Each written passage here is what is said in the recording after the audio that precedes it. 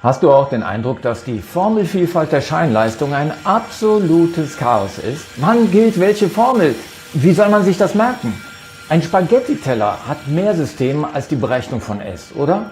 Mein Name ist Jan Jello, ich bin Professor an der Rheinischen Hochschule Köln und möchte dir helfen, deine nächste E-Technik-Prüfung zu bestehen. In diesem Video bringen wir mal Ordnung und Übersicht in die Formelwelt der Scheinleistung. Starten wir mit der kürzesten Formel, S gleich U mal I. Das gilt für jeden Wechselstromzweig. Damit berechnet man die elektrische Leistung, die aus der Steckdose in den Schaltkreis fließt. Diese Gleichung gilt genauso für die einzelnen Stränge einer Dreieckschaltung oder einer Sternschaltung. Denn auch das sind ja einfache Wechselstromzweige, denn Drehstrom besteht aus 3 einzelnen Wechselströmen. Man muss nur darauf achten, Spannung und Strom vom Strang zu verwenden und nicht von den Außenleitern. Und um daran zu erinnern, schreibt man oft den Index STR für den Strang dazu. Nur deswegen sieht die Gleichung für einen Strang ein wenig anders aus. S-Strang gleich U-Strang mal I-Strang. Kombiniert man 3 Stränge zu einer Dreieck- oder einer Sternschaltung, dann bringen alle 3 Stränge ihre Scheinleistung mit ein. Die Scheinleistung eines ganzen Dreiecks oder eines ganzen Sterns ist also 3-mal so viel wie die Scheinleistung eines einzelnen Strangs. S ist gleich 3 mal U-Strang mal I-Strang. Der Faktor 3 gilt allerdings nur, wenn die 3 Stränge auch wirklich gleich aufgebaut sind. Man spricht dann von einem symmetrischen System. In einem unsymmetrischen System kann man nicht einfach nur mit 3 multiplizieren. Denn die 3 Stränge sind ja verschieden und dadurch auch deren Scheinleistungen. Das Prinzip bleibt aber, man addiert die 3 Strang-Scheinleistungen nur eben einzeln.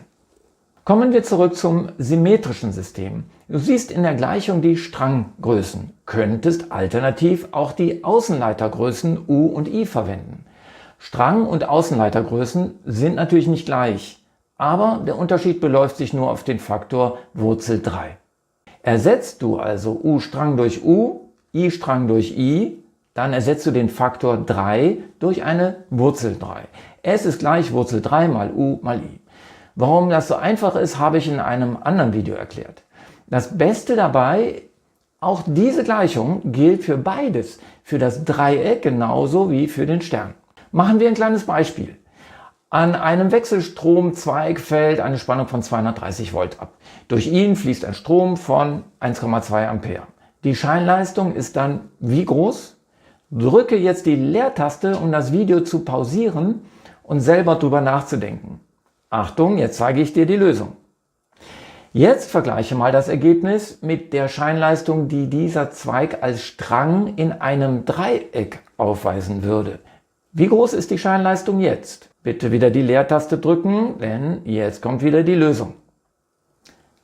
Und die ist dieselbe, denn da gibt es nichts zu rechnen. Ein Strang ist dasselbe wie ein Wechselstromzweig. Als nächstes berechnest du die Scheinleistung von dem gesamten symmetrischen Dreieck.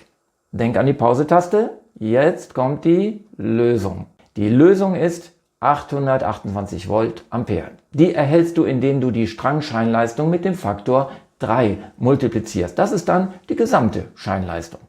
Kommst du auf dieselbe Scheinleistung, wenn du die Gleichung mit der Wurzel 3 benutzt? Als Spannung nimmst du beim Dreieck die Außenleiterspannung von 230 Volt. Der Außenleiterstrom ist beim Dreieck um Wurzel 3 größer als der Strangstrom. Daher nicht 1,2, sondern 2,078 Ampere. Na, falls ich dir das Thema so erklärt habe, dass das richtige Ergebnis rauskommt, bestätige mir das gerne mit einem Daumen nach oben. Ansonsten noch viel Erfolg beim Weiterlernen. Ciao.